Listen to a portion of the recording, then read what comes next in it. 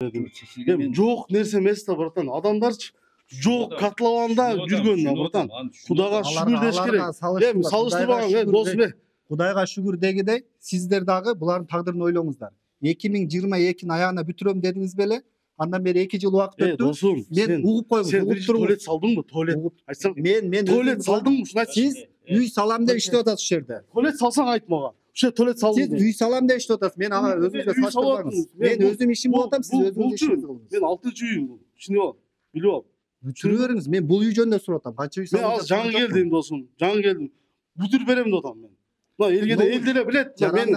Мен таанысыздар, туурабы? Мен жалаатта иш кылам. Каякта иш кылганыңыз, мен ушул үй жөнүндө сурап атам. Мен сиз каякта иш кылдыңыз, не кылдыңыз деп сураган жокмун.